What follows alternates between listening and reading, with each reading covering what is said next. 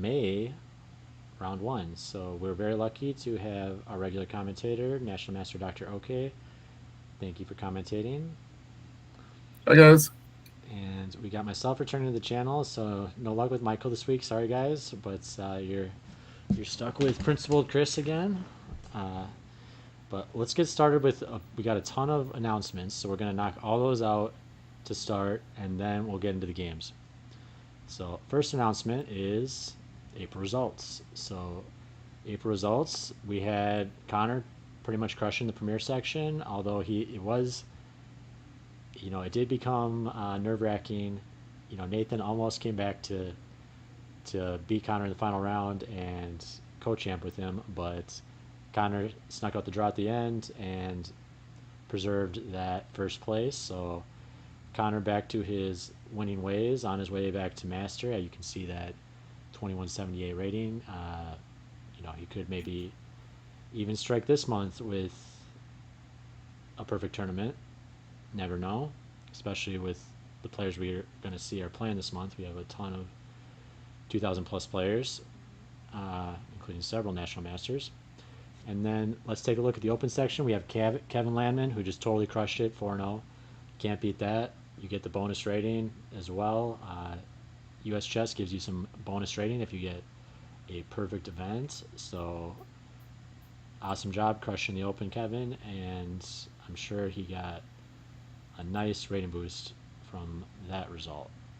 So, and we can see the cash prizes as well. $150 for first, and we had a three-way split for the $50 second prize. So there is cash prize for these tournaments. So, if any of you really strong players like want to come out and smash this tournament, win your $150, we definitely welcome you. All right, continuing on. This weekend we have an awesome tournament, the Minneapolis Open, one of the bigger tournaments at the castles. So we are going to be streaming 2 rounds from the Minneapolis Open. Okay, I believe you'll be playing the Minneapolis Open yourself. Is that correct? Yes, after a few weeks off, back on back on the circuit. So we might get a chance to commentate on OK's game ourselves. That would be pretty fun. Get to dissect the commentator a little bit. But, anyways, this is the streaming schedule. We're bringing on I Am New Bear, and we're going to be talking more about I Am New Bear. You guys should know New Bear if you've been watching the channel for a while. He's done 12 broadcasts with us. He was kind of our main master commentator on Thursdays before OK started with us. And now that we got OK doing Thursdays, New Bear is kind of going to kind of do our weekend tournaments, especially since OK is usually playing in those tournaments. So uh, New Bear will be on both days this week. We're going to be doing rounds 1 and 4, 10 a.m. both days. That's because New Bear Okay. is currently in India, so that's what makes sense with the time change. And Saturday we're going to have myself and New Bear for round one, and then Sunday we're going to have Connor Weatherly co-hosting with New Bear, and so we'll be getting some nice coverage of the Oh, Minneapolis Open games, and also get a chance to get to know New Bear better, who will be coming later this month for a training camp. So that's when I'm going to get into our next announcement. We have a very exciting event coming up at the very end of May. So we got the Chicago Open, then a week off, and then Vegas, right? That week off is going to be a big event in Minnesota as well. So, if you're playing Chicago and Vegas, you could add this in or just make it really, a chess marathon. But what this event is going to be is Friday night, 5 to 10 p.m. We're going to be doing a serious training camp with I Am New Bear. Going to be Carlsbad Pawn Structure Masterclass, so really lifetime strategic class you can get from the Carlsbad Pawn Structure, which results from a ton of different openings, Queen's Pawn openings, Carol Khan, and we'll learn more in the masterclass. But how this is going to work is something like 3 half-hour lectures, and then we play 30-minute training games in the lecture position, and then also we're going to divide into 3 groups, and for one of the training games you skip the training game and you get to play blitz against New Bears. So your group just gets some blitz time against New Bear, gets your one-on-one games in blitz in, and so yeah, it's kind of a mix of serious cool. learning but fun chess, and then a simul at the end of the night. And the simul is going to be tandem played by Nubair and Dr. Oke here. So, both of our Castle Masters are going to be co-defending a simul against the whole training camp. So it's going to be a fun event. It's a pilot for bringing GMs into Minnesota tournaments, especially we're thinking about doing it again potentially with the Roger Hale in August if it goes well. So, uh-oh. I guess OK is a lot louder than me. My mic's turned all the way up. Oh wow. I'm gonna have to troubleshoot. I did buy a new mic, but I'll try to just speak up as much as I can tonight. But I did just buy a new mic, but I'm not using the new mic because it was kind of dying and then coming back. So I was worried I was gonna lose my entire. I'd be totally mute. You guys couldn't hear me if the mic was just dying and then coming back.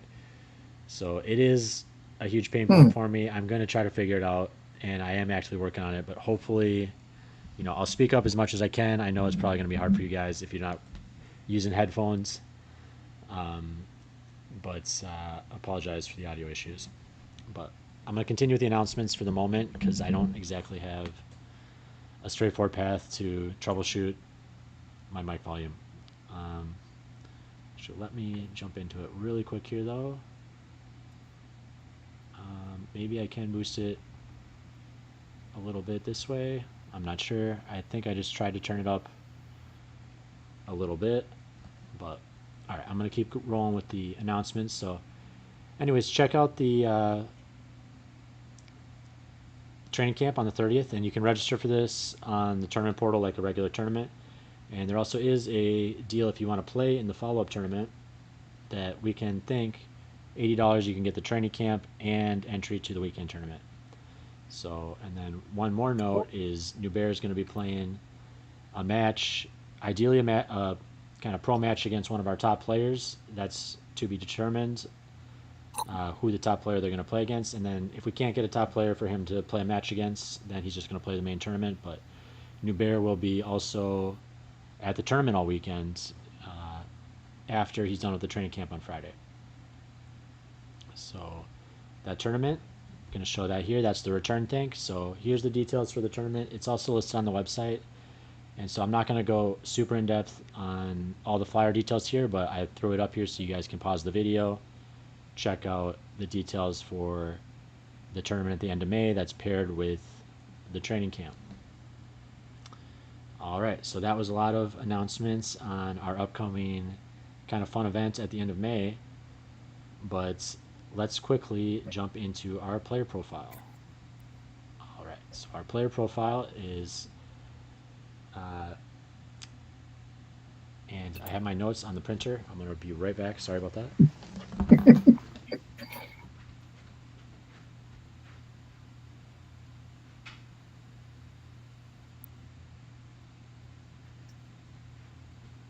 Yeah.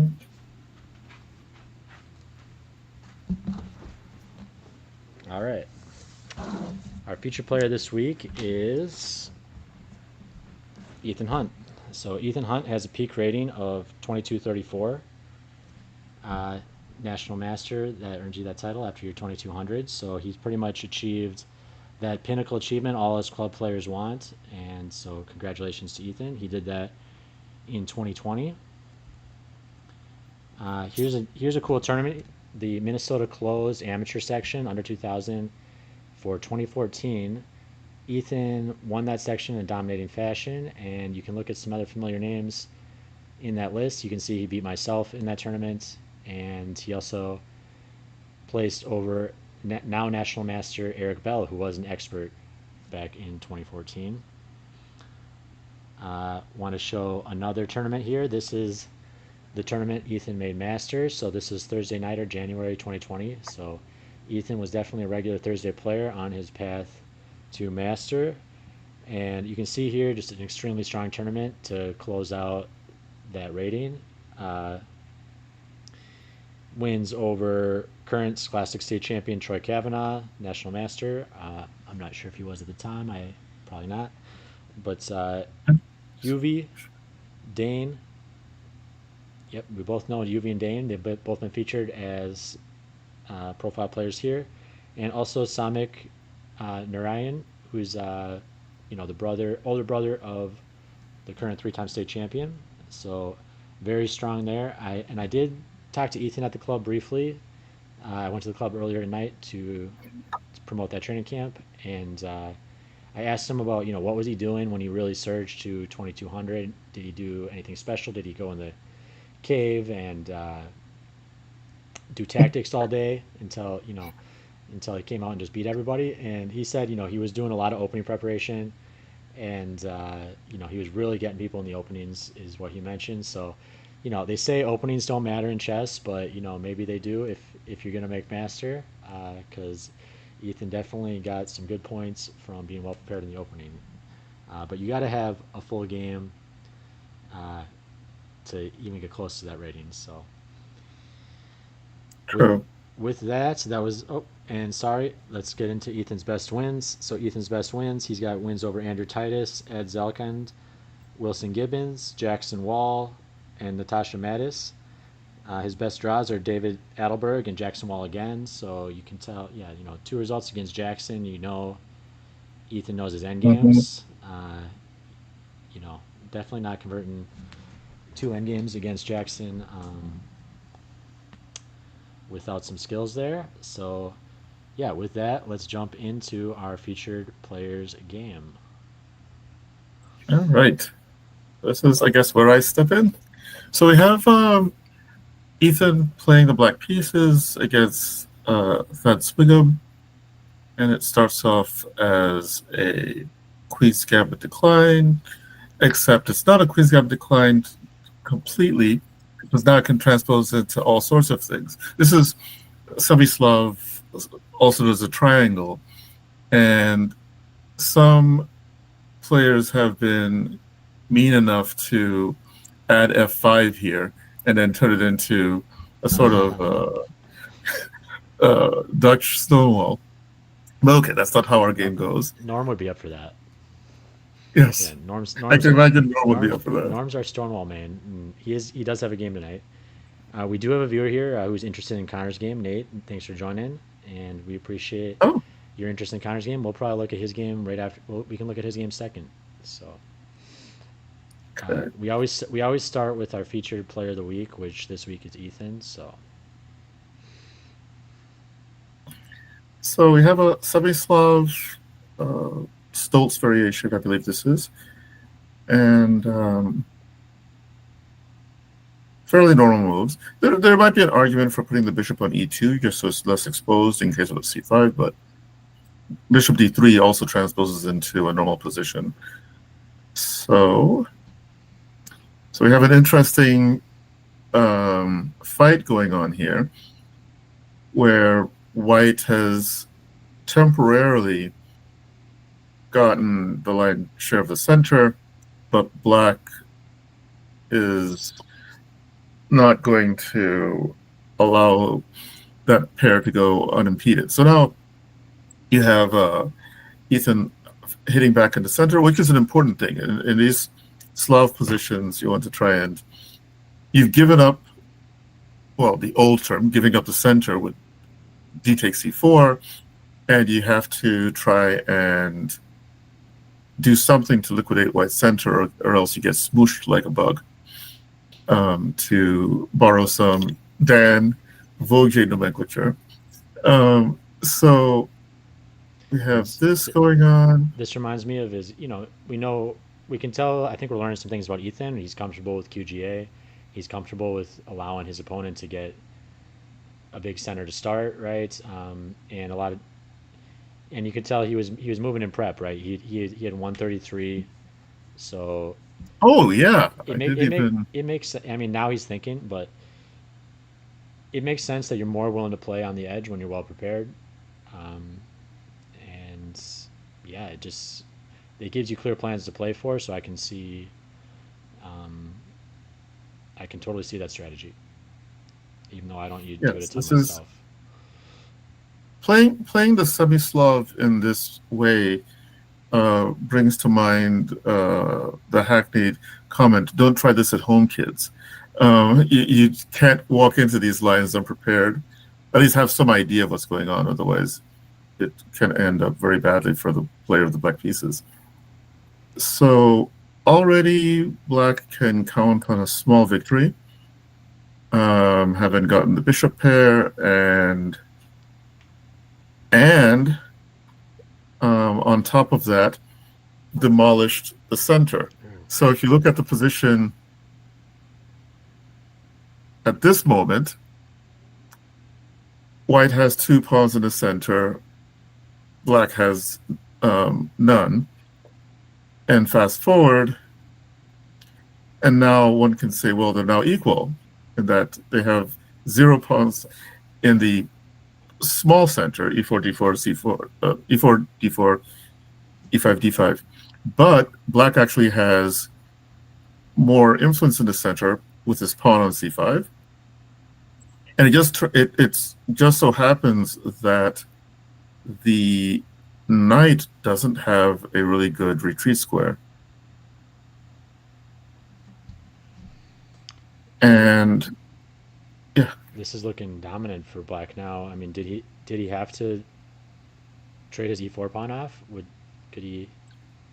Because seems questionable. If you. I think he did, because c5 is attacking the knight, and the pawn on e4 is attacked twice and defended only once. So can we pull it back 2 moves? Like, did he have any way to prevent this whole operation? Yeah, clearly once the knight's getting tempoed, but. So I think maybe a3 was a little bit soft. I don't know. Yeah, a3 might have been soft. Again, bishop d3 is part of why this happened, because the bishop's a bit exposed, and so the knight can come in, attacking the bishop. And so a3, I think maybe a3 is a3 in conjunction with allowing the exchange on d4, I think is a major issue here. And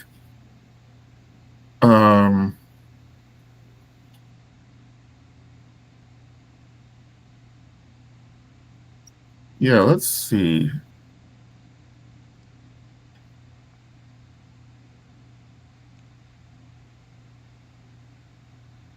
I don't know. I think maybe rook d1 or h3, or even there's even this funny try, although I think it's unsound, playing d5, trying to take advantage of the b pawn, the b5 pawn being extended. Let's see. But yeah, a3, and then once knight has to take back on d4, I think things are already problematic. But then here, maybe this is the key. Here, rather than run back with this knight, which takes away a defender, I'm not sure why the knight had to run back, but by running back with the knight, that takes away a defender from the e4 square. So right now, there's 1, 2 attacking this guy, and there's 1, 2, 3 defending, and then knight e2 happens. So now it's 2 against 2, except for it just so happens that after knight takes and queen takes, now it's 1 and 1, and then this happens. So maybe the key, first of all, was not taking a defender away from e4, but then also understanding that you likely have to give up the bishop pair anyway, and maybe bring the rook over.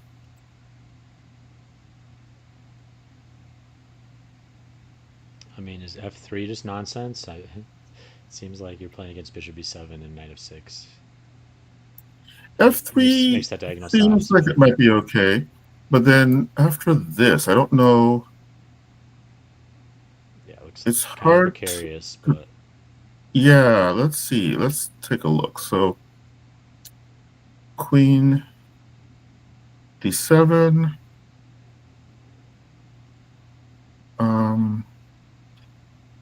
Maybe rook here. And rook here. 1, 2, 3. 1, 2, 3. Yeah, maybe white can hold this. Well, not. How are you gonna unpin? You almost have to play knight ce2. Yeah. And so it's possible that f3 is doable, but it is weakening the dark squares, and so that might be one argument against it. It does have the benefit of keeping e4 safer and maybe keeping the knight off of g4, which might be an issue later. But yeah, I think 92 was just a bit too much. I mean, on the positive, he's maybe fortunate he did lose material, but at this point, Ethan could decide to ruin the pawn structure on the king side. To me, that's no brainer.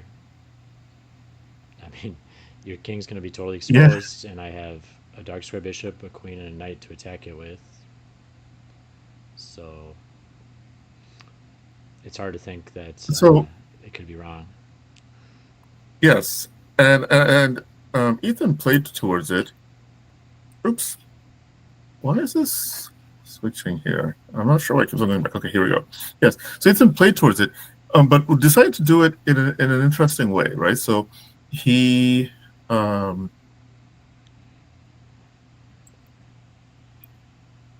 we go. All right, now we're back.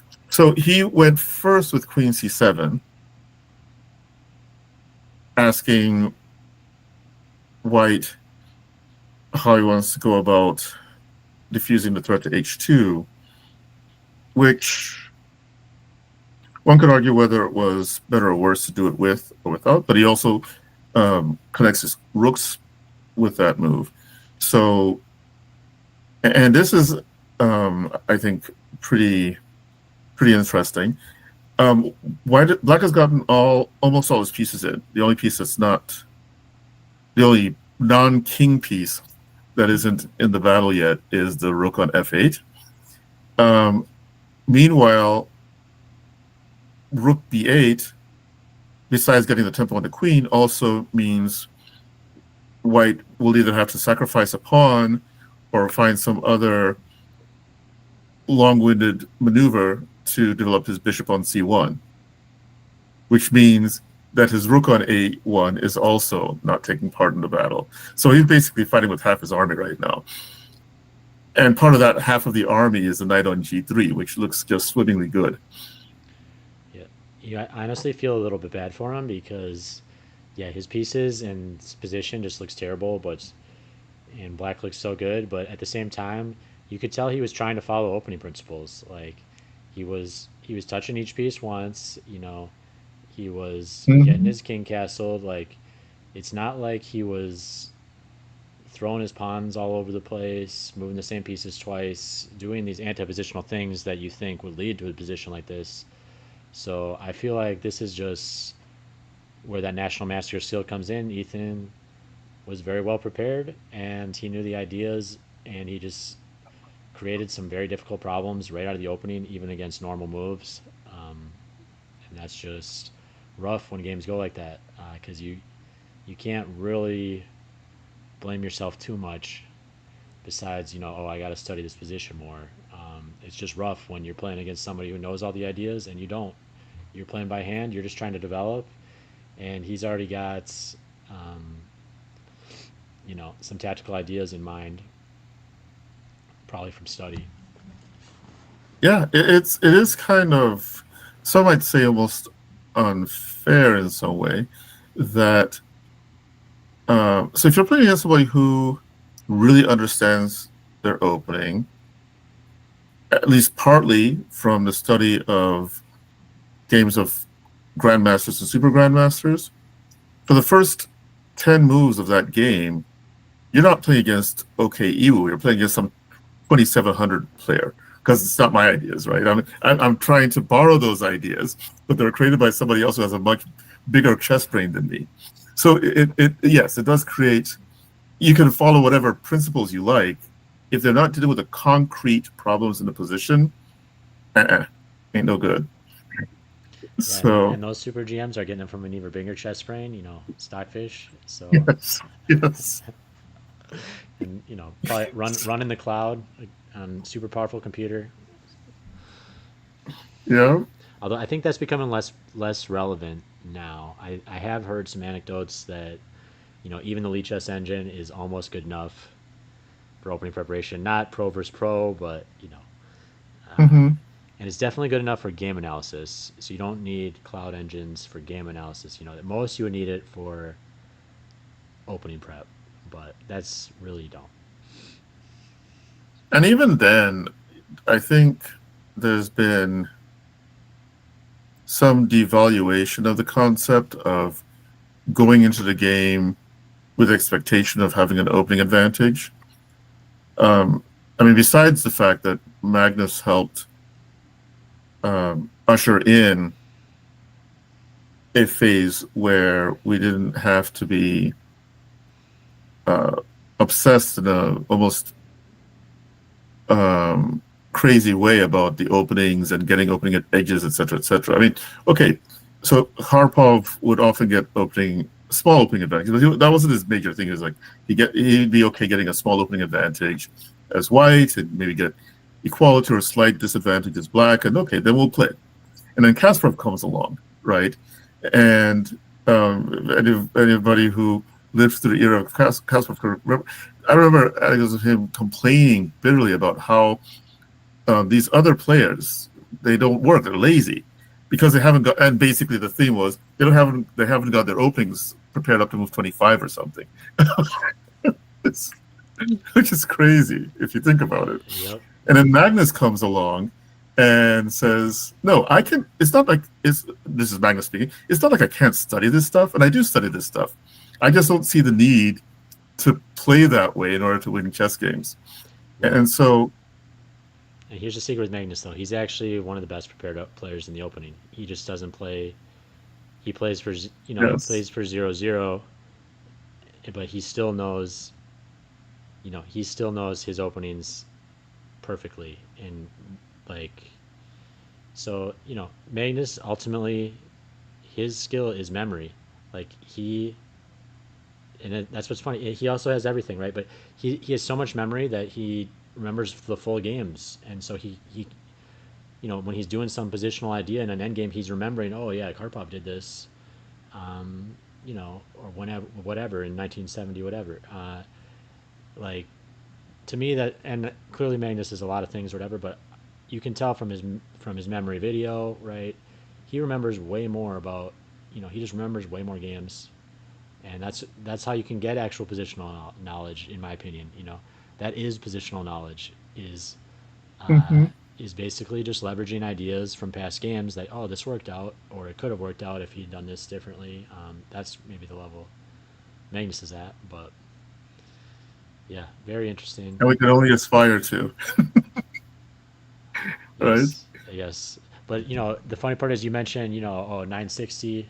There's going to be no more openings, but if you think about it, actually, it's not going to be like that. If it actually gets popularized, chess players love memory. They love openings. They love stockfish, and just because there's Mm-hmm. 960 positions doesn't mean there's no opening preparation anymore. It'll just change to everyone needs to know shallow opening prep in 960 positions, because if we look at some of the results from this recent tournament too, we had 2,700 plus super GMs getting losing positions in like 12 moves or something. So yeah, we do show how little people know when they're not super well prepared, but also how targetable people would be if they just knew nothing in some position and you knew a few things, right? Like what the best piece Mm-hmm. placements are, or the best first pawn moves and stuff. So it's going to be interesting. Magnus doesn't like it that everything's, he doesn't like that everyone's caught up to him.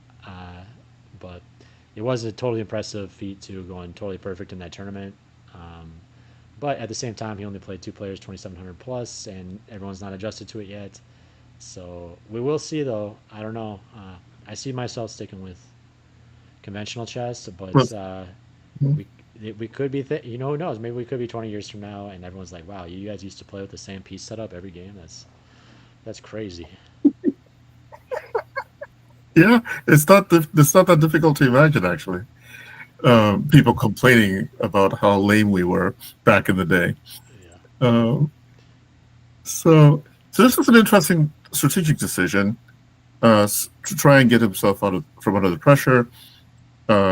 White exchanges off the C pawn for his B pawn, and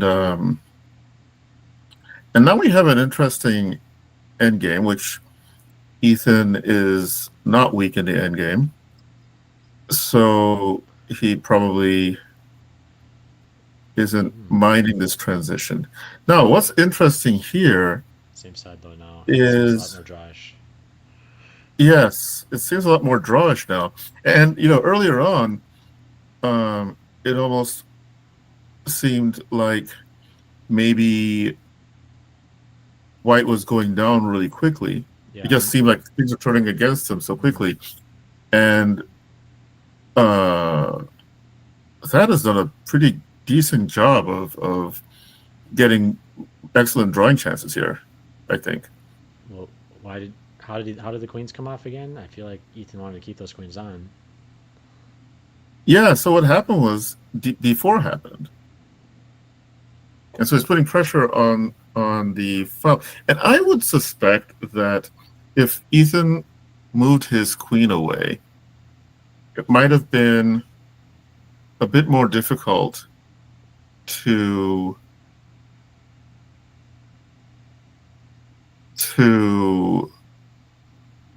exchange off queens and liquidate Well, things the way they did in the game. Like maybe queen d7 what's wrong with H5? or even h5, which is I mean, almost like what's White even threatening? Because like, you're just gonna play Rook takes B1. If I mean, exactly. That's what I was saying. I guess he's That the threatening Queen takes pin, C5. I guess Queen takes C5 is, but no, you just play Queen takes Queen. So he's not even yeah, threat. play pretty queen. He's not even threatening Yeah, anything. Just be like, oh, what's your threat, bro? Let me get on with it. Your king is exposed. yeah. Let me kick that knight out. Get my queen in. Well, you can't really kick the knight out yet because the queen is covering from c4. Oh, But you can make White think about it, and that would have to factor into his plans going forward. And in chess, if you're not, I mean, bishop d4 could be happening next, which would then enforce or make h4 possible. White would have to start thinking about that. This is posing new questions to the opponent whenever you can. And so yeah, I like h5. Yeah, I don't know why. I'm not exactly sure why Ethan felt he needed to liquidate, unless he overestimated his chances in the end game. yeah, I do feel like from watching his game so far, he's not averse to draws. He seems like a player who doesn't like to lose, and so he's happy with a draw or a win, and probably loves playing a two result position. So Mm-hmm. I can see him thinking, I got some good chances in this end game, but I do think that fractured kingside pawn structure demanded you play for a bit of an attack. That would seem to be the case, and it's possible. I mean, um, on paper, he has the better endgame chances with those doubled f pawns, but with all the pawns on the same side, Yeah, no, I'm not uh, seeing it now. I'm not even worried now. If I'm White, I'm like, oh, this is drawn. Like, I mean, I'll probably lose. I'd probably lose against you, or I'll lose against somebody good. But you know, I'm like, uh, that's the fastest. even if I lose the f3 pawn, I'm like kind of like, it's kind of on the edge if he's gonna be able to do anything because you got two pieces to sack for pawns. I mean, not really. Mhm. I guess you only have one because you can't leave him with bishop knight unless you want to have him show you some endgame masterclass. And I actually can bishop knight mate in my sleep, so I'm ready if somebody Oh wow, wants to challenge nice. me.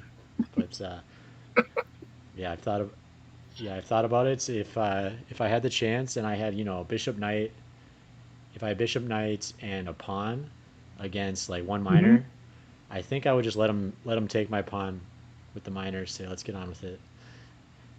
Even though Nice. you could maybe make an argument for just being a little more clinical and trying to force the pawn through. But Well, I mean, if you're that confident of it, why not? I mean, I'm definitely not um, as confident about getting it done. I think I'd probably waggle my way through it, but you'll be surprised how many master strength players are not confident in executing the bishop and knight checkmate within the 50 moves. Actually, I used that to my advantage, although it was a short-lived win. I was playing against a master from New York and got into a horrid position. Found a way to fight back, but then he kept on finding new ways to create torture. And so I thought, you know what? I'm about to lose, except if I can grab this, threatening to liquidate into bishop and knight, and he's not comfortable with it. And that's what I did, and he backed off. So I got a pawn back, but then I eventually lost anyway. But well, but he admitted after the game that yeah, he couldn't he wanted to take it, but he knew he didn't want to deal with the embarrassment of not being able to mate with the bishop and knight. So amazing. I love that. Yeah, and I like it enough that I would probably go for that too. But just because I feel like I know it well enough, where I could also make it a little difficult for them, make them at least show two patterns. But I would still be like, oh man, I'm gonna lose. Like, because I feel like anyone who kind of knows it, it's just you don't. There's not enough tricks to like, you maybe can make them show one little piece of knowledge or something, but like trying to escape from the after you yeah, almost corral to the one side. don't keep going back to the same corner. Eventually, run, make them show. Let the king get Yeah. away a little bit, and make him show a little bit of a diagonal control pattern or whatever. That's the second pattern they need to show, Yes. right? Not just the W. Everyone knows the W. Yeah. Make them show you the W and run with the king, and make them show you a second pattern, which there's several. And they will have their favorite. All right. I would love to actually get a nuance on that since I know about it, but let's jump to the next game because we need to beat time budget. Yes. And we did get a Connor request, so let's do Connor second since we got a Okay. audience member who is Connor's buddy. All right. So let's see what's going on here. The Elephant Gambit. Latvian. One would have thought, No, this huh? A Latvian. is Latvian. This This is the worst is opening in Lat. chess. Come on. The elephant is D5, right? Yep. Yeah. Yeah, the elephant is D5. Yeah. Elephant's more respectful than Latvian. The eval in this position is plus 1.5 right here. Plus 1.5. For real? Yes. Oh wow. And Robert already tried this. Robert already tried this and lost brutally versus 1400. Oh, so that means Connor should be able to Yeah, yeah. We'll do see. the duty to him. But let's see. Yeah, So we'll see. E5. He takes F5. Ooh, Is knight takes E5? yeah, knight takes e5 is it. So I don't know what Connor's doing here. He's trying. He's like, what kind of crazy prep does Robert have for me? Uh, yeah, Wow, this is interesting. Robert is playing with his downside though. He hates pawn chains. So I talked to him a bit at the club again today. He was telling Hmm. me he's okay with the white pieces, but the black pieces are rough because he can't find any openings that don't have pawn chains. So that is Is this not. like an intifada against pawn chains or something? It's I don't know. It's a he's got a thought. It just bothers him. So Okay. it's not ideal for a strong chess player, but I think we can make note of that throughout Robert's games as we commentate in the future. I don't think we'll ever see a pawn chain. Now this is a non-stereotyped position, if I may say. Okay, maybe there's an argument for playing King F7 though. I mean, it seems more exposed on F7. but um, at the moment there's no direct check on the king, and by putting on f7, maybe you can better castle by hand. So king f7 and rook f8, and then king into the corner.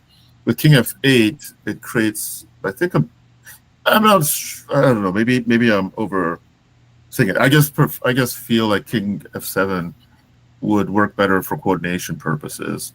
Yeah, when they play king f8 for me, I'm so happy because now I just have a autopilot way to my. This is my current knowledge, which is maybe not totally accurate, but if they totally kill their rook on h8 by like playing a move like king f8, even without the f pawn gone, then Mm-hmm. you can pretty much, from my knowledge analyzing my blitz games, you just develop normally.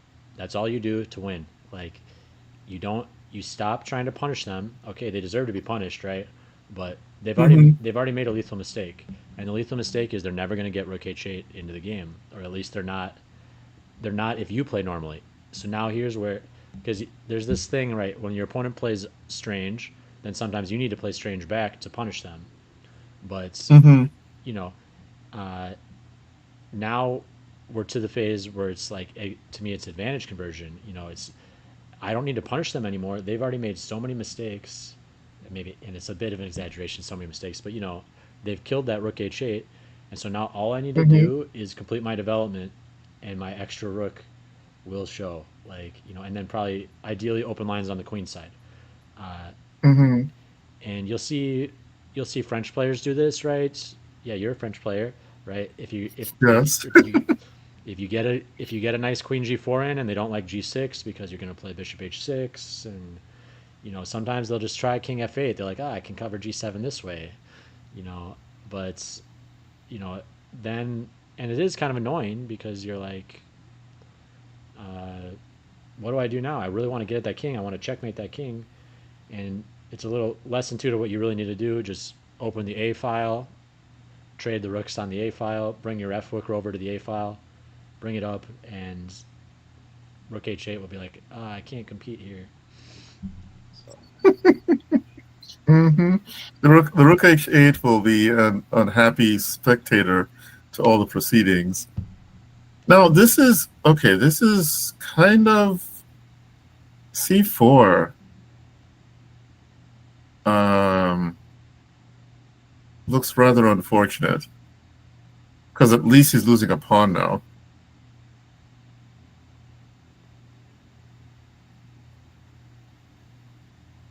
Maybe that's one advantage of king f8 over king f7 is that this works now because it's not check. And so just like that, he's lost a pawn. so white's lost a pawn. And yeah, white's lost a pawn. Yeah. So Or he could lose a piece, I but don't I yeah. don't get what is c4. I don't get it strategically or tactically. I want to finish my Yeah, I'm development. trying. Yeah, I'm not sure. So there are a few significant problems in this position though. So how is white making his pieces make sense? So his bishop is already in dire straits, and if it goes back to d3, then so maybe he needs to play something like queen, move his queen out of the way so the bishop can Queen, retreat. and he's worried about c4, I guess, but that just gives you knight d4. It's actually still dangerous. So let's look at that a bit. So queen e3, for example. I don't know. Where do you want to move the queen to? F3 looks natural to me. You're defending f5, and you're Okay. far from knight f6.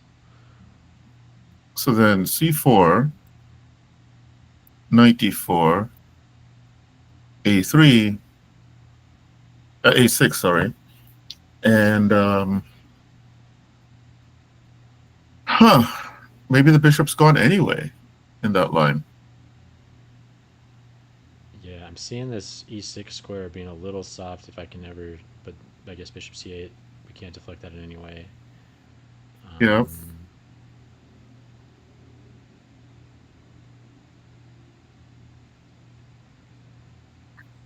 So maybe it's already too late. That's hard to believe. It's this is a miracle upon miracles. So bishop b5 happens, king f8 goes. We have this long spiel on the disadvantages of king f8, and at this moment, is it already too difficult to avoid losing material here for white? Well, I do actually I've got a friend who loves to play Latvian Gambit, so he's going to be very happy if this works out for Robert. But So don't try this at home, so yes, kids. yes. I'll be, I at a certain point, I had this mindset for a while, like, oh, I would hate when somebody played Latvian against me because, or something like that, because now, or if they bond cloud me or do something, because now if I lose, I'm gonna be so embarrassed. But I kind of just got over that, and now I'm just like, by all means, play the most dubious opening Hmm. in your arsenal. Uh, Yes. I will be very happy to give it my best shot, and if you beat me, I'm not gonna be happy about it, but please try it again next game as well.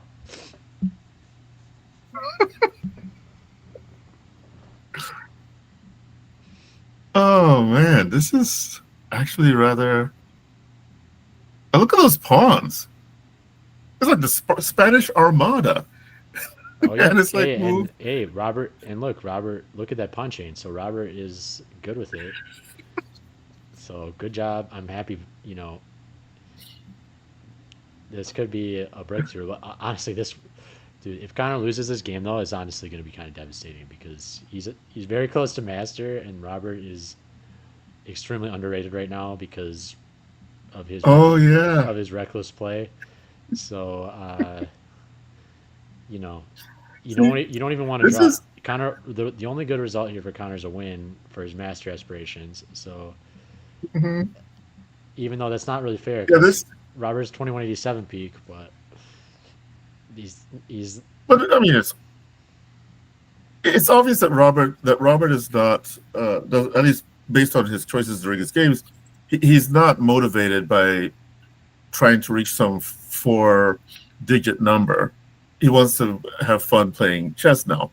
So the result is not ultimately the most important thing, which is different from Connor's situation. There's an interesting idea here, I think. I find it attractive just because it shows it's an interesting dance. So Robert played Rook A7, but I'm looking at um, this. So Rook A7 gets the Rook out of danger, but I'm looking at Bishop B4 check first. Whatever he does, say he does Queen here, now Queen E7, check, and we're going to try and get Bishop B7 in.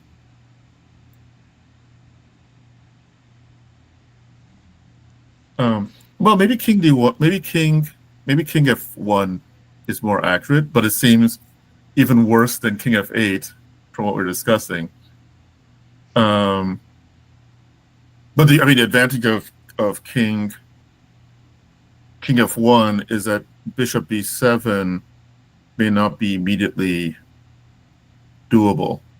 So with King D1, now Bishop B7 means that if you try to be sneaky with that, check.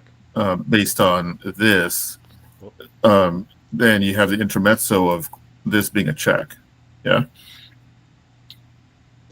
First, and then you take the bishop back. But yeah, so this is interesting. Anyway, Rook A7 I think is fine as well. But it was just an interesting thing of using tactics for strategic gains, right? We need to, because black is still not well developed. His rook on H8 is still not happy with its life.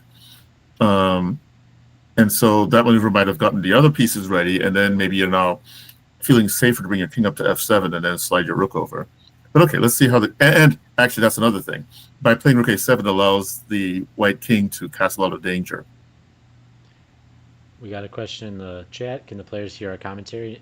No, they cannot. So we're at home, and the players usually check out the replay. That's why we do it on YouTube instead of Twitch, for example, because our main audience is actually the players themselves. Of course, you guys as well, but we want the players to tune in and check out their games, and get a nice loyal following of every month's players who love just the whole vibe of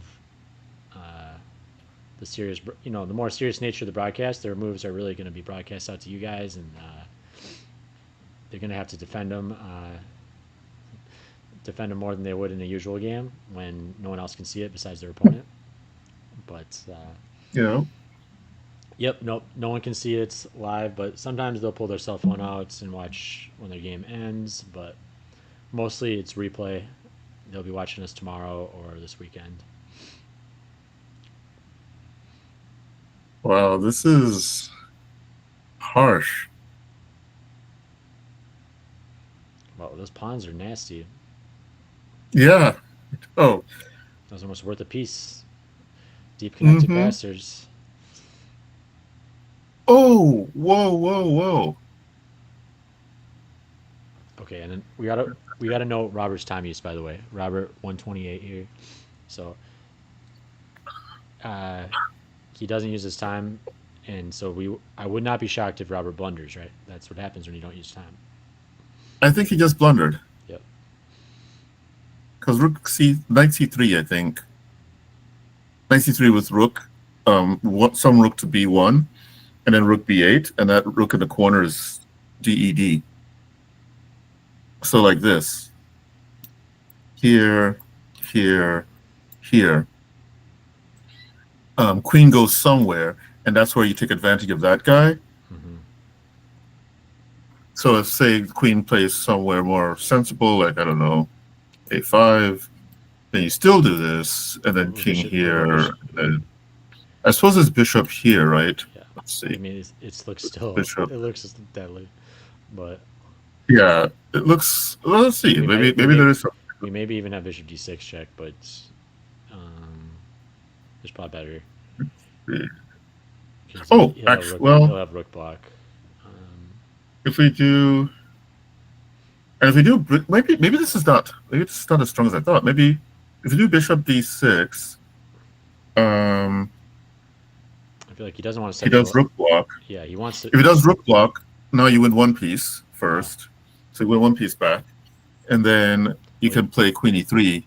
Yeah, and rook block looks psycho too, because you're gonna. You also could just play bishop takes, rook, king takes, and rook e1, and you're probably gonna have something there. Oh yeah, there's that too. You're pulling that king out, saying, come hither. It's not the end game yet, buddy. Don't want to centralize that. Yeah. So I don't know. I mean, is knight c3 sound? I mean, we shouldn't ask the engine, but it just seemed like it just flashed my head. That looks like an interesting thing. So a few days ago, I was inspired. I hadn't done it maybe in the years to do some puzzle rush on one of the chess servers. Well, that shall go unnamed, unless maybe it sounds like chess.com.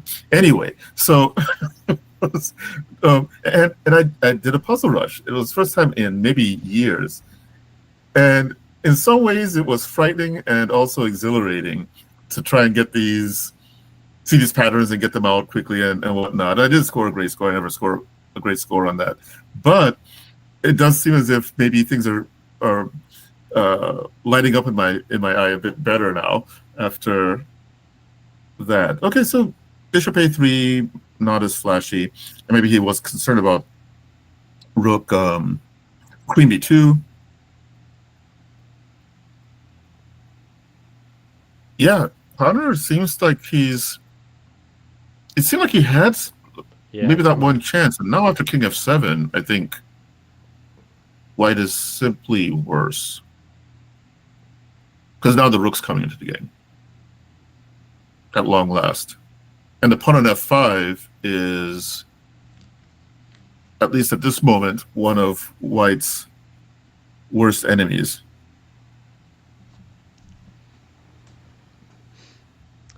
Connor vs. Robert is featured on camera, so you guys can see these guys. Connor's looking a bit nervous, and Robert's just lording over the position, just zoned. He's ready. Robert doesn't really look nervous to me. You should see. If I was on camera there, man, I'd be like, I'm like the most nervous player in the club for sure.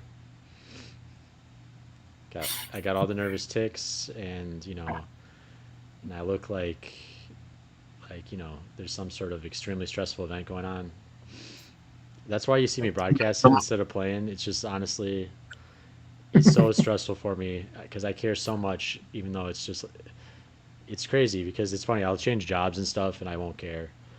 And like things that people care way more about, I'm just like whatever. And then like rated chess, it's like it's like my life depends. That's on where you it. draw the line. Yep. Yes. So this is actually a difficult position. It just has a bad feeling when the queen is the one who has to blockade the pawn. Yeah, I think let's get up to the current position quickly because we are behind budget.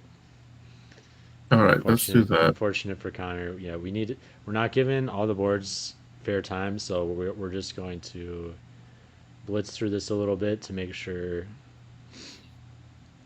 Well, I'll just say this: the position has definitely changed in character to a certified mess. And let's leave this because there's some games that have actually ended. Yeah, we got Eddie in the chat. We got Eddie in the chat, so let's do Eddie next. Okay. Let's bring up Eddie's. But yeah, we're gonna go quick and we can come back and do some more detail if we got time at the end. But so we got the London. Oh, he knew you were commentating. He wants to play. Yeah, that's true. He promised he was going to play something in my repertoire, so he succeeded. Oh, and he's playing it fairly competently. And we got Michael in the chat now as well. So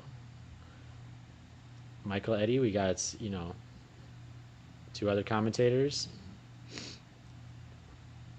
Eddie not as quite as common as Michael, but he has done it a couple times. So this move here, it's just one of those moves that it's just sweet to see, because it's taking advantage of two pins at the same time: the pin on the pawn on c4 and the pin on the pawn on a5. So I mean, plus, whether it's strong or not isn't the important thing. It's just aesthetically pleasing. Yeah.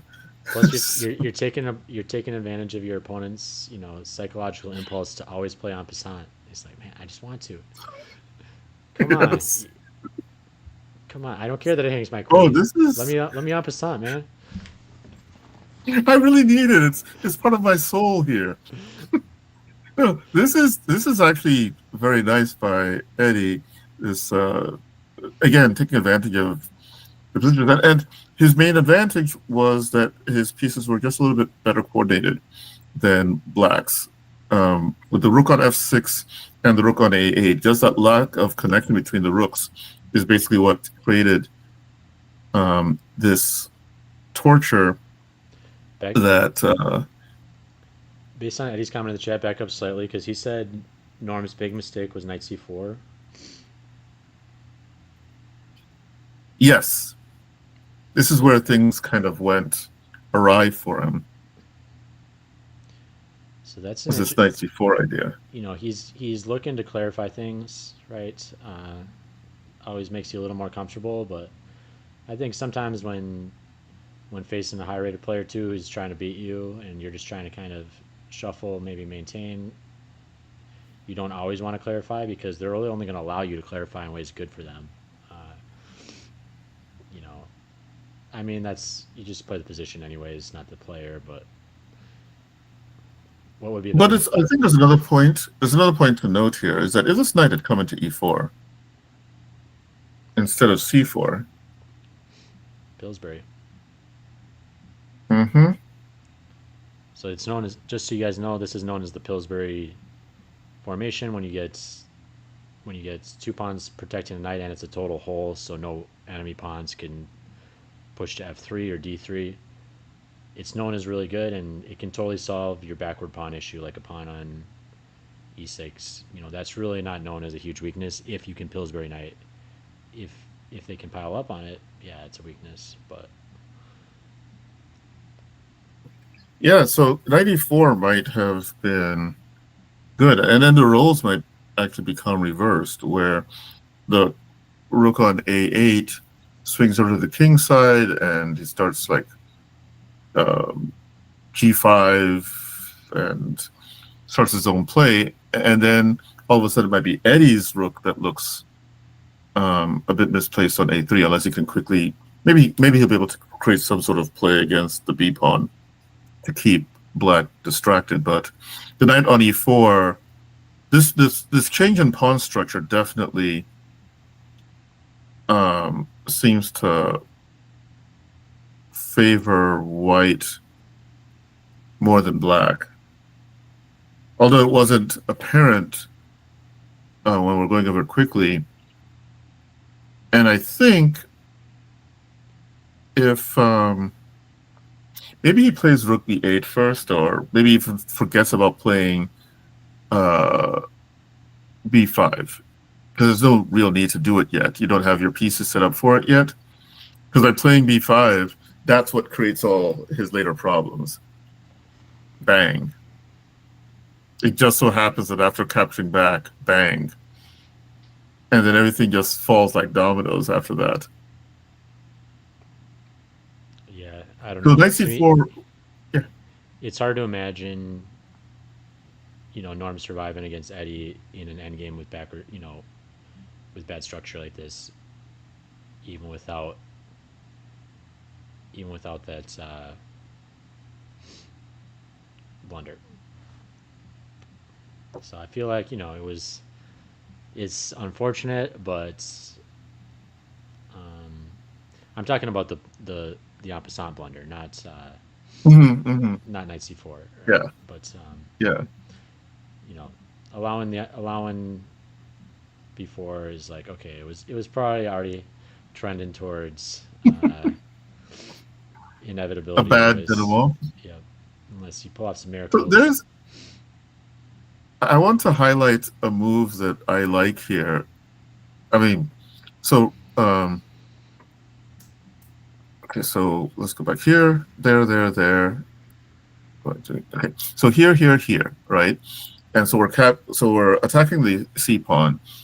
Black defends indirectly by attacking the a pawn. A6 happens, king there. You bring your king up to join in the fight. And at this point, white is probably thinking, how do I get my king in? Now, you could look at a long-winded maneuver like that, or you could find a way to push this forward and bring your king in behind it. But if you do it immediately, the black king can probably block your entry by standing here. And so that's where I like this idea, which often you think, well, you're bringing the pawn too forward too quickly. But it seemed like Eddie had this planned. Now you play here, preventing the king from getting to d6. And now you can just push and collect d5 after. Yes. And you're creating more squares for your king to roam. And it just so happens, depending on how black responds, so he played king d4. I think he could have also gone here first, because the pawn on a7 is still immune from capture because of this and this. So you capture that, and then you can come back. Now, if that pawn on g6 were critical, I'd say that would be the way to go. But it really isn't that critical, because in order to create a passed pawn, you're probably going to have to capture either the h or f5 pawn. So you'd have to weigh in this situation whether capturing that pawn is worth it. And I trust Eddie's instincts when it comes to finding the most active way to prosecute an advantage. And I think King D4 has a lot going for it. You just capture the d-pawn, and now your king joins in. And now you also limit black's options, because if black does take his king all the way to the queen side to try and harass the rook, you just step back. Anytime the rook moves away from a8, he promotes, and then you have a fox and a chicken coop situation. Yeah, I see your point, but to me, both are equally convincing. They both look totally winning, but I'm definitely not actually that good at rook end games at all. I feel I feel fairly confident that I can draw the worst side of a rook end game against somebody who's not amazing, but uh, like if I get into a rook end game, even down a clean pawn against somebody 200 points lower rated than me, I'm just not really nervous. But at the same time, like winning those pawn up rook end games is so hard. I have no idea how. Oh, it's crazy. So there's one of the games from the recent Women's World Championship ended up in a rook and pawn ending, and they were gearing towards a position where it was going to be rook and 2 pawns versus single rook. Maybe this is a different game I was thinking about. It might have been a different game I was looking at. But anyway, whatever the case was, it was rook and pawn ending, and it was rook and 2 pawns against rook. And I believe it was rook and h and f pawns versus only rook, and it was theoretically drawn. And it's as if the pawns were at the back or whatever. And to have that much knowledge is beyond my endgame abilities at the moment, anyway. So this was an interesting game. Torfi is defending the honor of the bird, and I believe they had tried tossing the From Gambit at him.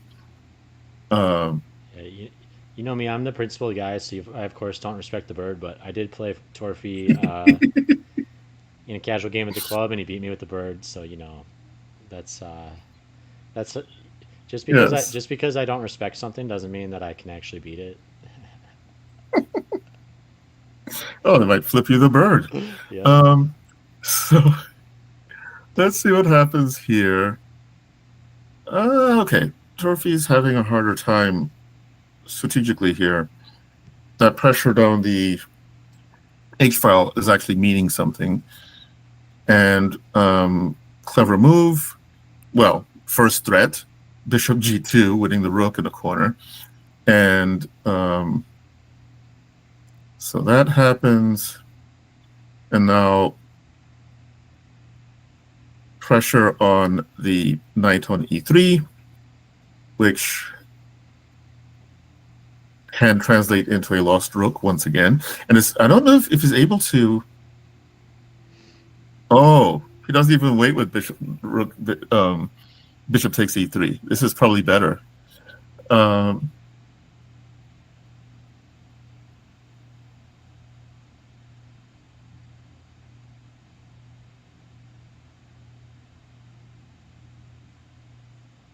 Yikes.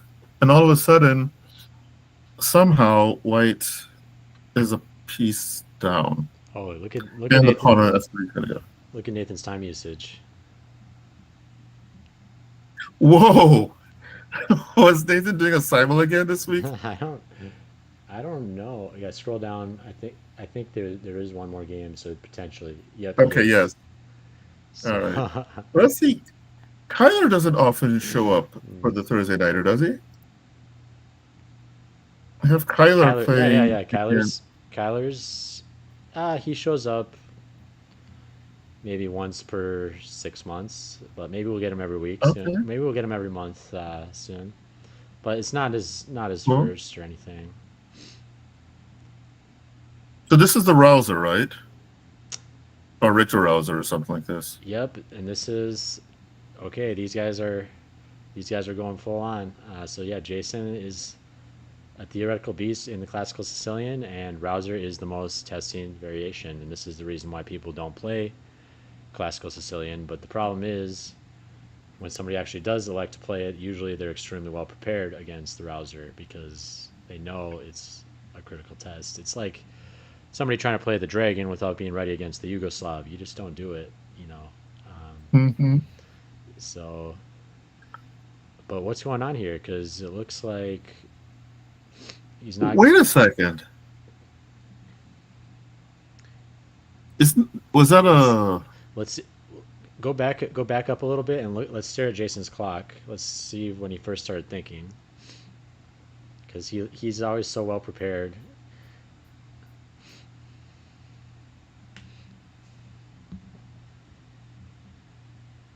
So he's still only spent 15 minutes on his clock. Kyler spent almost 30. Hmm.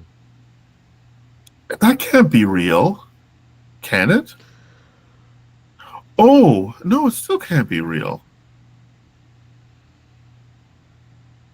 Unless the idea is to give up a whole bunch of material. I don't. Is rook f6 a real move here?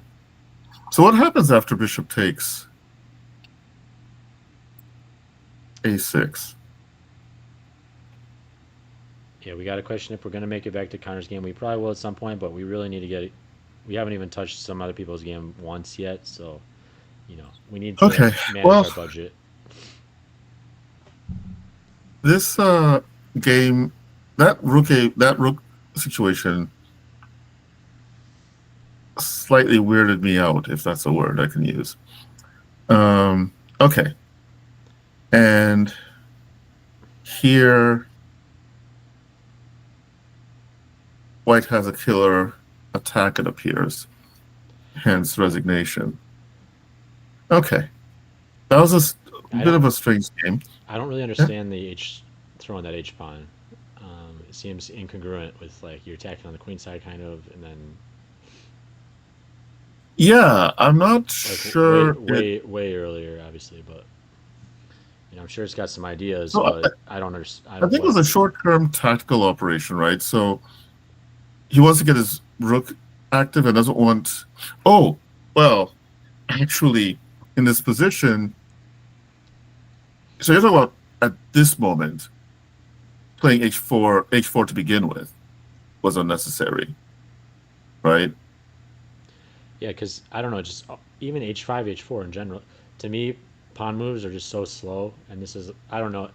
I guess I don't know that this position requires speed. Maybe it's so closed up that it's okay, but seems like we got king safety issues, and it's opposite side castling or non-castling versus queen side castling. So I don't want to spend any tempos on H5, H4 unless I know there's an idea with it. But I want to get my queenside stuff going, or I want to finish my development. Maybe, maybe I don't know. Maybe he was anticipating knight g3, but then I would wonder about. Well, I suppose this might not be safe because of this. Although I think this might That's create scary. more problems. Yeah, you don't want that. Yeah, this might create more problems. So yeah, so maybe after here, maybe queen e3 might be because it just seems as if it becomes a liability. And what happens is that after he plays h4, like, I guess the Russians used to say something which I believe is probably based on a bad translation into English. But after you said A, you must say B or something like this. Because now once the pawn gets to h4, it's now truly a target. And after this, he either has to agree to give it up or play to h3. So it was kind of forced. He created the first compromise by bringing it forward and had to bring it all the way in after that. Yeah, I think this But does yeah, show. maybe leaving it like that. Yeah. I think this game shows that pawns don't move backwards, right? There's that famous saying, right? I think that applies pretty well to this Mm-hmm. game. And then there's also this, yeah, there's this idea that there's this idea in total. This doesn't really apply to this game, but the concept kind of does. in totally equal endgames, a lot of times a lot lower rated players will implode by just pushing all their pawns, and then they become weaknesses because they're like, I don't know what to do, so I need to push some pawns. Like you just got to be Yeah. so careful with your pawn pushes because each pawn push, you know, potentially makes that pawn super weak. And actually, we can think about this as white versus the French. It sounds a little funny, but this is why I think actually the French is a pretty good weapon for, say, grandmasters sometimes, right? If they're playing for a win with black, because it really does turn into 3 result games. And the reason is Hmm. because, white feels obligated to punish black for allowing this huge kingside space expansion. And so a lot of times white ends up shoving their F pawn, G pawn, H pawn, they're getting that whole kingside up. And yeah, they usually do get, maybe the engine shows afterwards they had one critical move to knock black out. But if they don't find that one critical move, then all their pawns are just out Sitting nowhere. ducks. Yep, and then if black trades some pieces off, they can just go to work.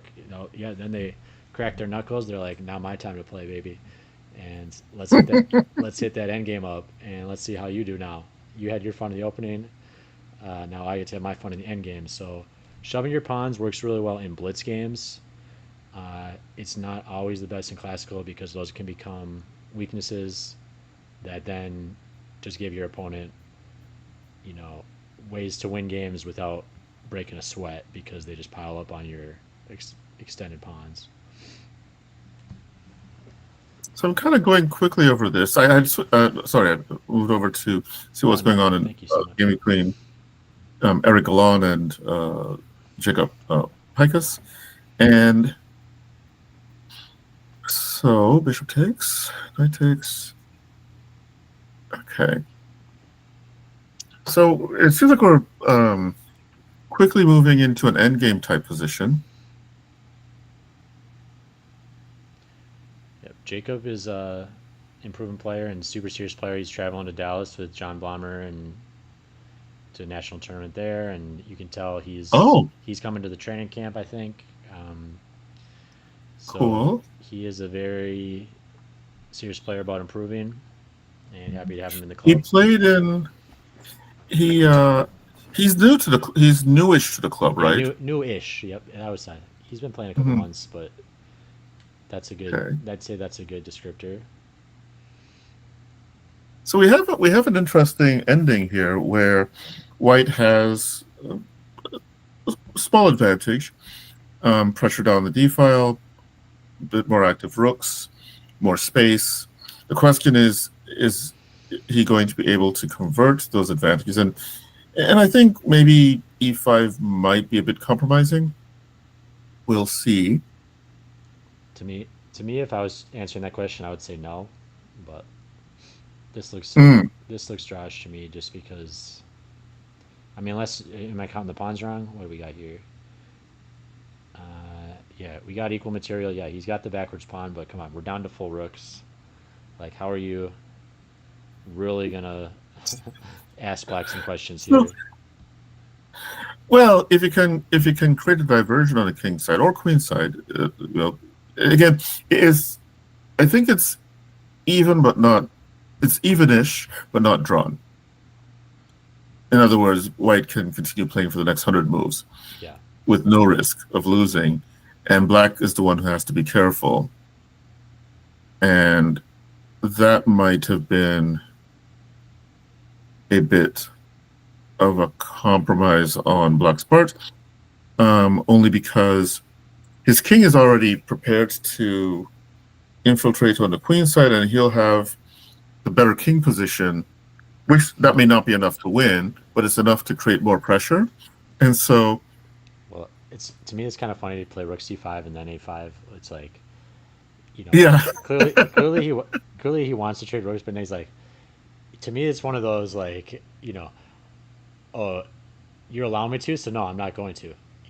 It's like, just take the rook. You get yes. solve your backwards pawn. Get your drawn ending. Right, you're on Although the you're on the worst side of this ending, so just get it done with. so But at the the same time, I problem get was it. the problem. Yeah, the problem with that is if he were to play this now. I think his king is already better placed to infiltrate and force black onto the defensive. And that d5 pawn is going to be a big part of the problems for black in getting his king over. So say we try and race over. I don't know. How do you want to do it? You want to play a5 here? Do you want to play... I want to play b6 and say, what are you going to do? But like, I seriously don't see what you're going to do. But that's because I'm Let's not see. good in games. You know, if you try. No, actually, you might be right. Yeah. You know, you might be right in this one. Well, it's because that's the 2-on-2 or whatever. So like, if you try to Yes. push a pawn, I'll push the other pawn, and let's keep it all closed. Yeah, you might be right in this one because I don't see any way for white to force an entry. There's no useful pawn break on the queen side. Eddie's saying this has to be winning for white, so I don't know. You know, and maybe my endgame class is not showing here, but I feel like think you know black... most equal pawn game end games most equal. I'm just always like, oh, it's rook, it's pawns, unless there's like unless there's pass pawns, and there's no pass pawns here, you know.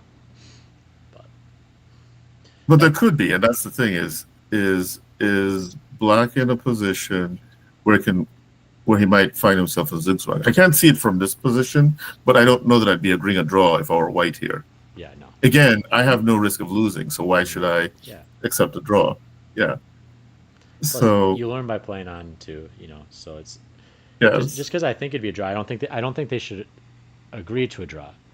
You know, I think it will be a draw, but I don't think they should agree. That said, by playing a5, he actually worsens his chance of getting that draw. I think that rook takes d5 may be practically black's best chance. Rook takes d5 and then play b6. Because by playing a5, it creates a hook to allow white to favorably change the pawn structure. And most importantly, it takes away defense of the b5 square. So that after b4,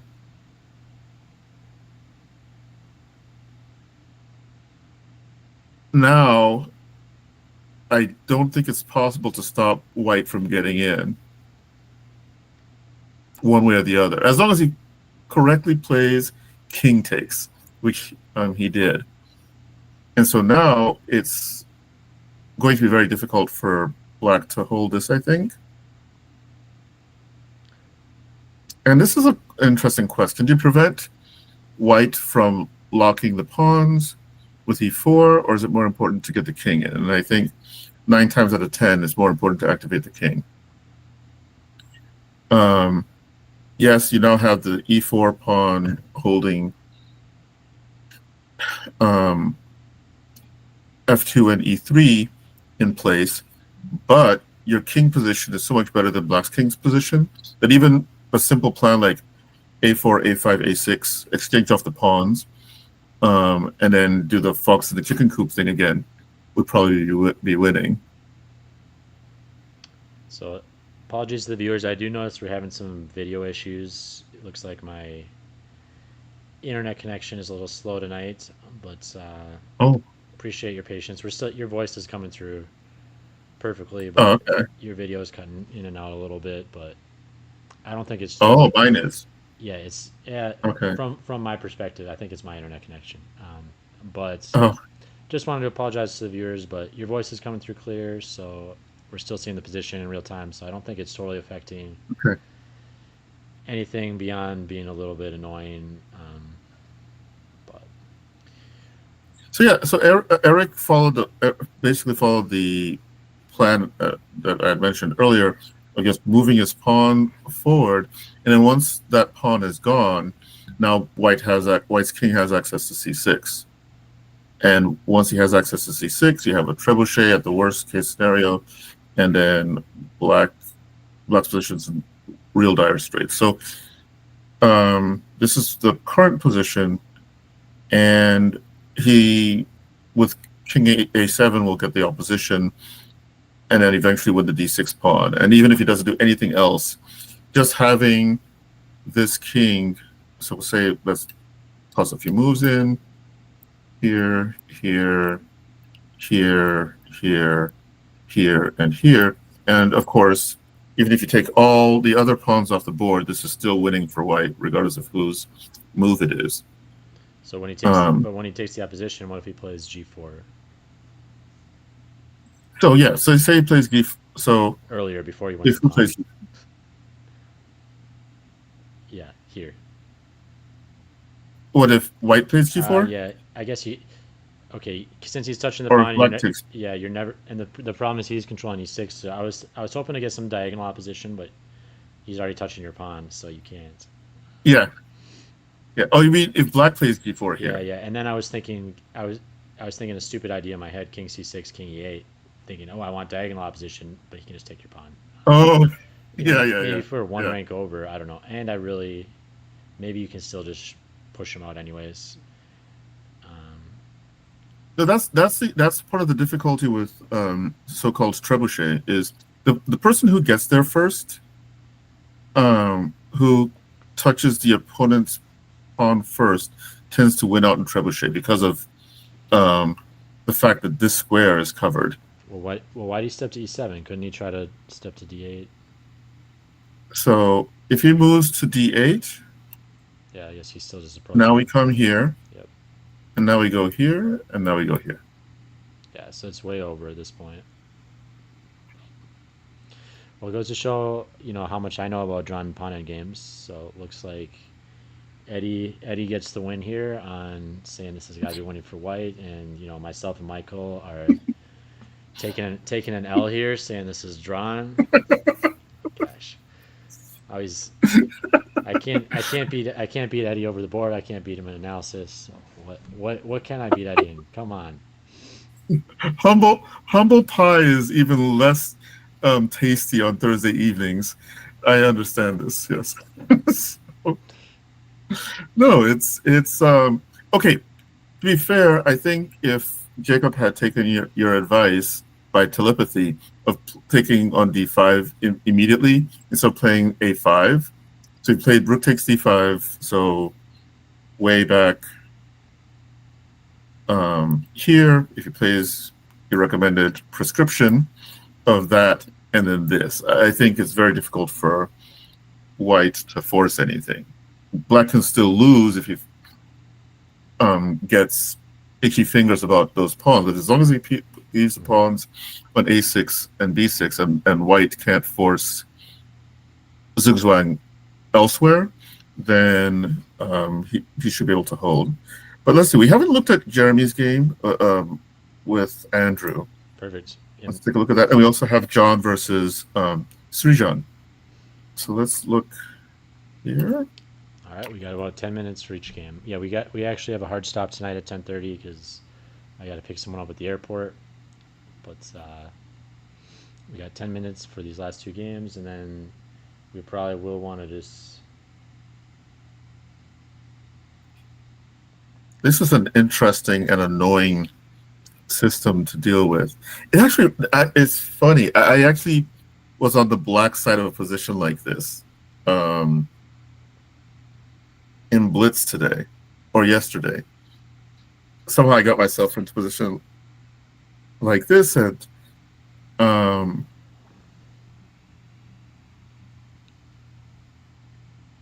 Well, Andrew's a improving player in the club. Works very hard on his chess, and we can see some progression. He switched from Polish to ready with b3, so getting a little bit more positional, but picking the same kind of. He's still getting his nice Queen's Indian bishop. I definitely give that strategy a thumbs up. now it seems as if he somehow lost a piece. Now, I thought that in this position that maybe let's go back here. That after here, um,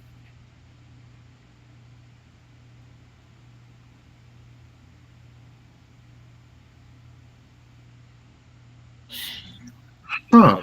How does this work out? Anyway, let's quickly go through.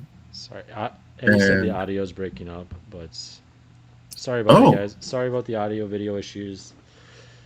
I did get a new microphone here, but it's not plugged in right now because it was dying. But sorry about the issues tonight, guys. Just do the best with what we got, and I am troubleshooting it. You know, not the most successfully, but I will keep trying. I'll have to see. Maybe there's something we're going to a mic connection too. I don't know, but Yeah, my apartment sometimes has issues, so okay. um, So yeah, somehow he. Oh, maybe Andrew thought taking what the pawn was forced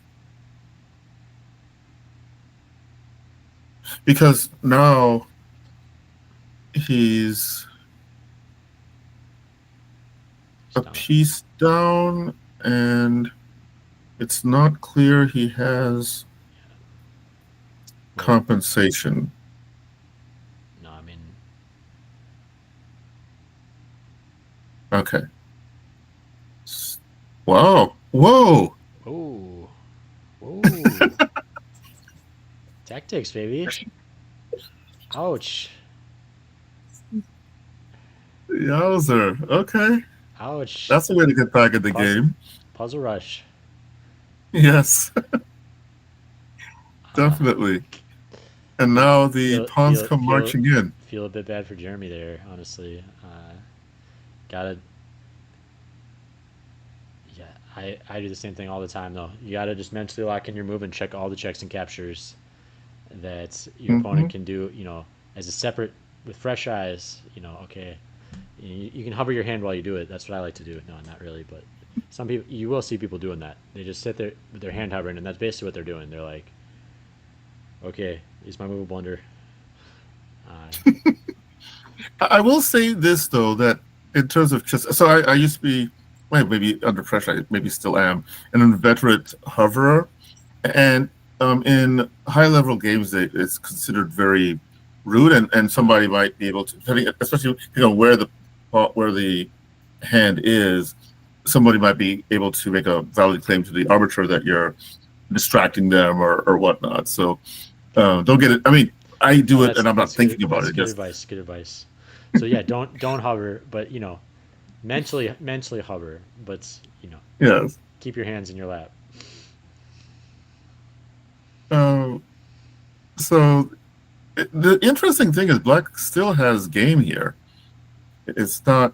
He was Um, he was up a full piece. Yeah. oh, oh, okay. Now it's. Oh, actually, maybe it's still not done because Bishop E7 holds everything. So Ooh, now he's hanging upon a check.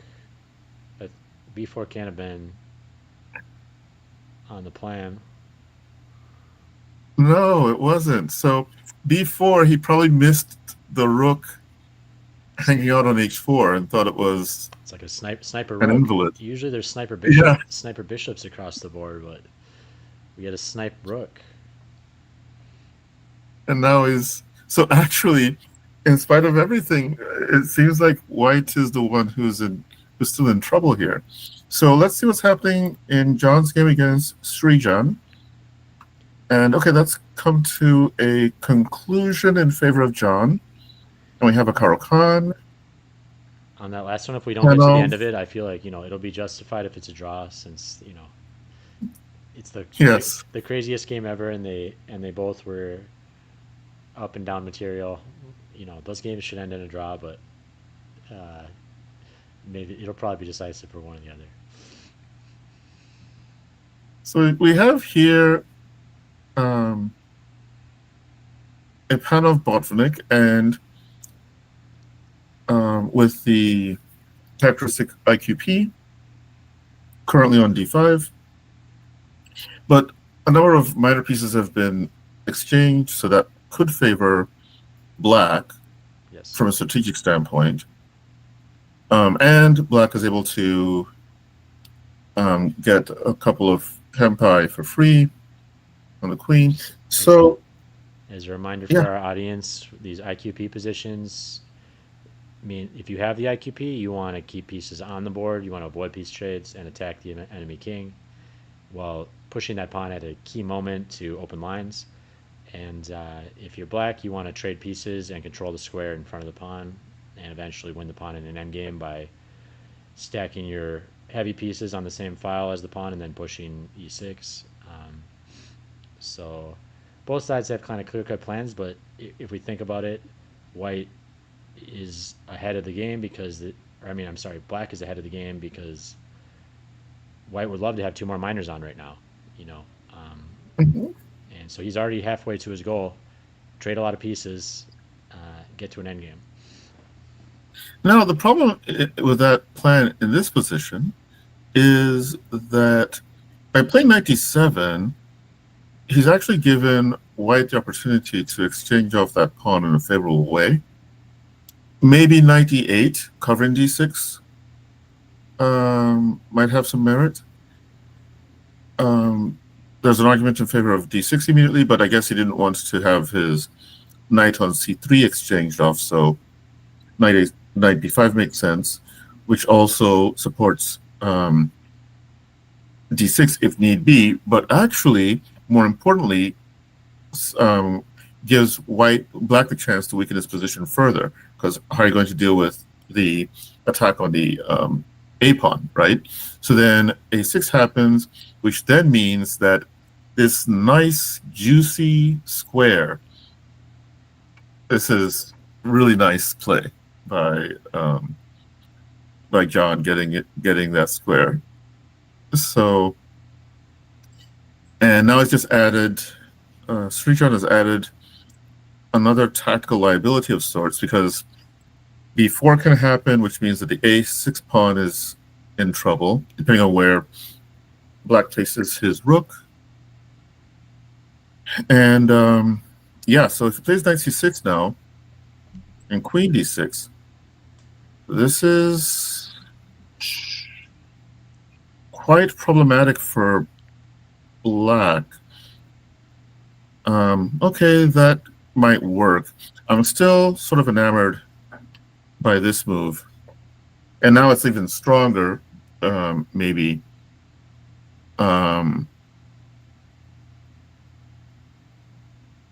Because a6 is going, and he probably hasn't played knight d7. Otherwise, b6 is going as well. And yeah, that's just a clear pawn. But queen b6 isn't bad, and sorry, queen b4 isn't bad. Queen b4 actually, yeah, now that I think of it, maybe he has a point there. Except for there's an en passant problem with the sequence I'm looking at. So he's attacking b6, and maybe he's looking for bishop f4.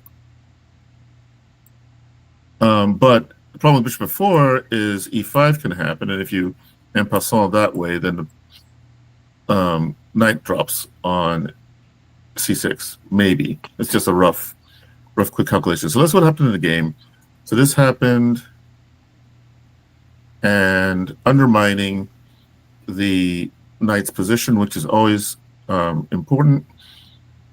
Yeah, now I'm not loving knight c6 nearly as much now. I'm feeling a little nervous about it, but yeah, it's because its position isn't as stable, and that's why these sort of positions, especially with the IQP, you often have to emphasize speed and initiative, and you can't play slow moves. I mean, queen b6 is threatening something, but it's not as forceful as b4. I think b4 just forces things through, and then black has critical questions to answer immediately. Now, here, allowing, oh, okay. The position heats up, and all of a sudden, there's a passed pawn on the board.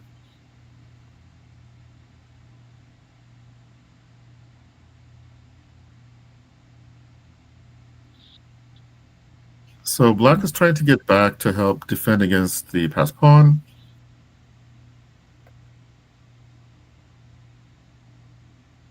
Black is doing a pretty good job of defending the position, but then rook e6 happens. And now things are not so clear.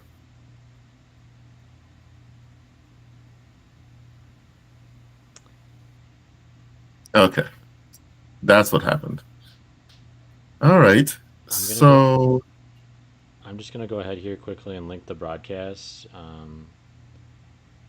or the broadcast in the chat, so you guys can check this link out, because we might be ending slightly early here before all the games get done. So I just want to make sure that the viewers are able to view, what happened at the end of these games. And so this is the link, just so everyone knows, this is the link to the games broadcast on the ChessCast website, so you can actually see the live status of all these games. Say for Connor's friend who's wondering what's happening in his game right now, while we can't cover all the games at once, you can always go to the ChessCast website. You can go click the games broadcast link in the top bar, and then there's a link for this month's tournament. I just posted the direct link to this month's tournament in the chat as well, but that will let you see the full games that happened this round, and really every round this tournament, because we are on 8 minutes and counting here. Yeah, I'm just going to make a comment here. So remember how we were thinking Robert had such a good position, and then I think we left around here and it was looking like utter chaos all of a sudden. Well, it went from bad to maybe worse for Robert somehow.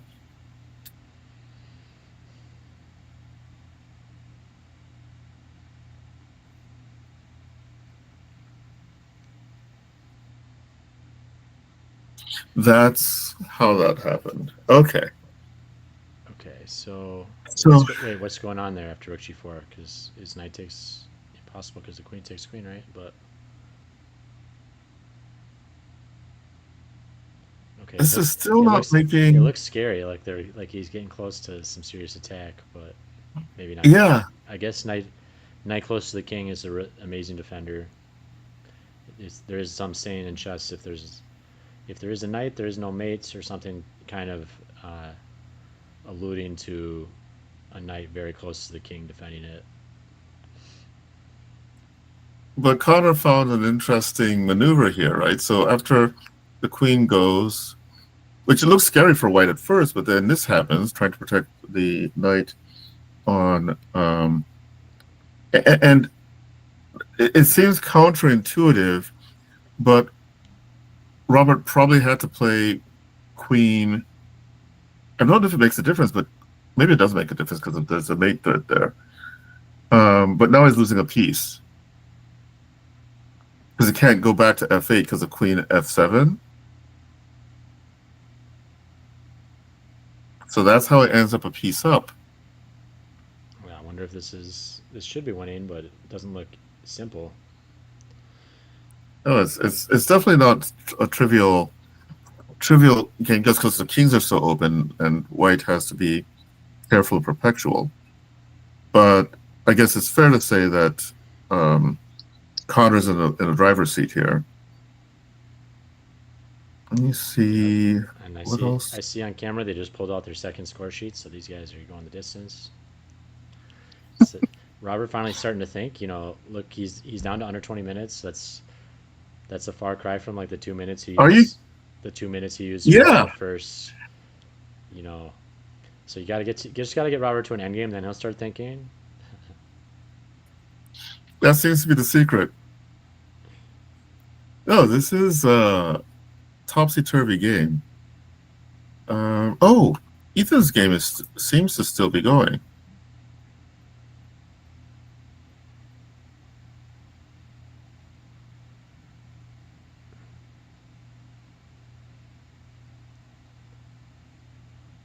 Ethan could win this.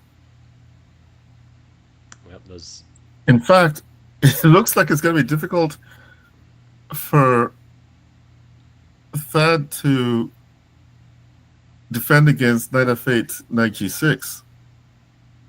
I'm not sure how he gets 1, 2, 3, 4. I don't think he's fast enough.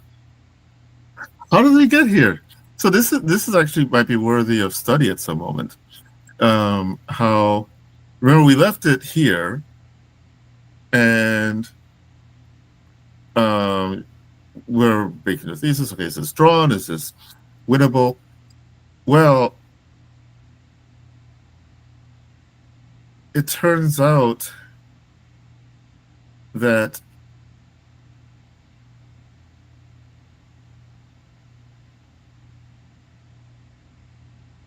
if black can be, if white can be convinced to allow black's pieces to penetrate like this, and then create a good knight versus okay bishop, in this sort of ending, with the pawns on one side, the knight has an advantage. Not, I shouldn't say that strongly. The knight is more versatile against the bishop when they're on the one side, especially if there's a chance they're going to be fixed. And it turns out that because of his double pawns and this threat, white felt the need to play here, which now converts his bishop to a really bad bishop. I don't know Well, if this was yeah, needed. that seems a bit. Yeah, Also, I don't know if it was needed. I feel like trading the second minor is like, it makes sense a little bit, but also at the same time it doesn't, because now you don't have minors to sack for their pawns. So it's like maybe he's getting some real winning chances versus if you keep two minors on, it's just really hard to imagine. I guess it's hard to say keep two minors on, but it's just hard to imagine